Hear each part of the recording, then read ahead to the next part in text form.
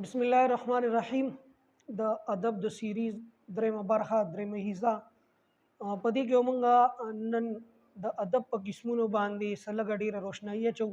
په لومړی حصہ کې موږ د ادب تعریف ویلو او د ادب باره کې د مغربي پوهانو او مشرقي پوهانو نظر هغه مو ویلو او په دویمه حصہ کې موږ د ادب دایره چې څومره وسیع ده او څومره عریض ده په هغې باندې سلګ ډیرې خبرې کړې وي.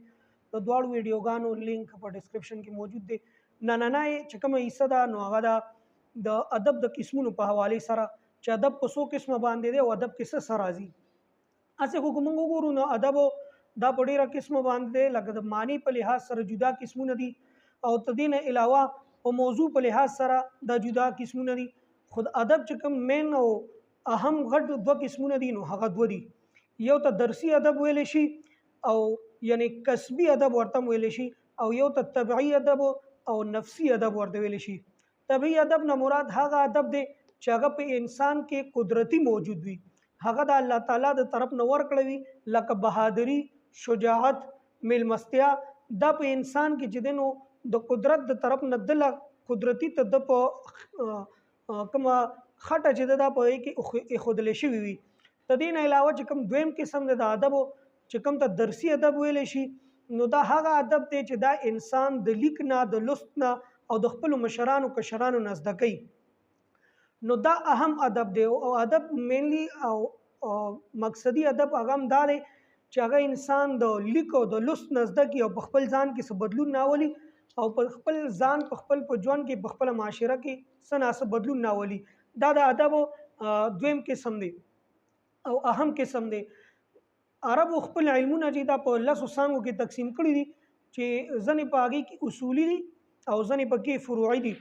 اصولي آداب چې کوم علمونه دي نو هغه کې لغت دی، صرف دی، نحو ده، اشتقاق دی، معنی ده، بیان دی، عروض دی او قافیه ده او هغه اته دي. په فروعي آدابو کې چې کوم پنځه علمونه راځي نو هغه شعر دی، خط دی، انشاء ده، محاصره ده او تاریخ دی. او په ختیځو پوهانو کې کراشات ادب 9 قسمونه بیانوي.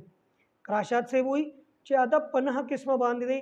لومبې تنقیدي ادب، دویم فني ادب، دریم داخلي محسوساتي ادب، څلورم ډرامایي ادب، پنځم د خارجي محسوساتو ادب، شپږم بیانیه ادب، اوم توصیفي ادب، اتم تخلیقي ادب او نهم کاروباري ادب. په دې هکله باندې مرحوم افضل رضا صاحب لیکي هسې خو ادب په دوه ډوله دی، یو په نظم او بل په نثر بللی شي. د نظم د مشرق ادیبان نظم هم په شعر بولي او د یورپ پوهان د شعر ذکر لږ پراخه ګڼي او په دې کې لږ نثر ګډ کړی شي نو هېڅ فرق پرې نه غورځېږي. په لغت کې د شعر معنی ده پوه او خبرېدل.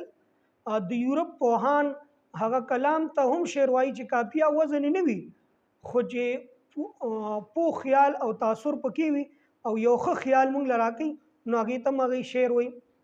او زموږ چې کوم مشرقي پوهان دي نو هغوی شعر هغه ادب ته وایي چې هغه موږ له کافیه او ردیف دا پکې موجود وي، په وزن او په بحر باندې برابر وي.